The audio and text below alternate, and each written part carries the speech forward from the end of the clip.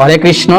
আগামী 1 ডিসেম্বর অর্থাৎ ডিসেম্বর মাসের 1 তারিখ 2025 আমাদের মুক্তধারা একাদশী পালন করতে হবে। যে একাদশী ব্রত শুধুমাত্র শ্রবণ আর পাঠের মাধ্যমে কিন্তু বাজপেয়ী যজ্ঞের ফল লাভ করা যায়, সাথে সাথে পিতৃপুরুষদেরকে কিন্তু নরক যন্ত্রণা থেকে মুক্তি দেওয়া যায়। প্রত্যেকবারের ন্যায় এবারও আমরা একাদশী পালনের সময়সূচি জানতে এসেছি।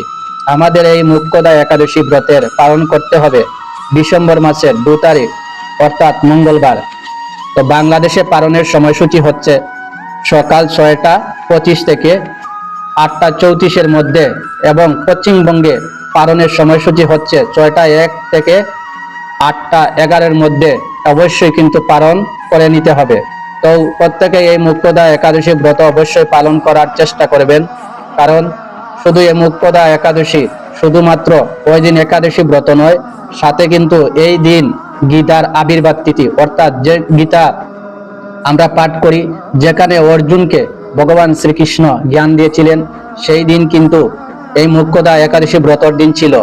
তাই অবশ্যই এই একাদশী ব্রত পালন করবেন। আমি কিঞ্চিত একাদশীর মাহাত্ম্য বলিতেছি, আমার ভিডিওটা লম্বা হয়ে যাবে, সেই জন্য আমি সম্পূর্ণ মাহাত্ম্য বলতে আমি অক্ষম, আমাকে আমার দৃষ্টিতে দেখবেন।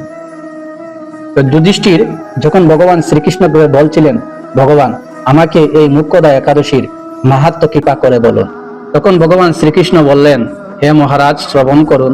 কোন এক সময় মনোরম চম্পক নগরে বৈকাংশ নামে এক রাজা ছিলেন।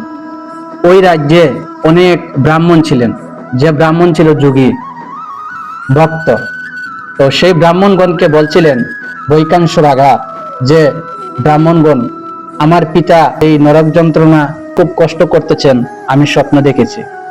আমার পিতা আমাকে স্বপ্ন দেখেছেন, বলেছেন যে আমি এই নরক যন্ত্রণা সহ্য করতে পারতেছি না, তখন আমি কি করব? তখন ব্রাহ্মণগণ বলছিল যে আপনি এই মুক্তদা একাদশী পালন করুন।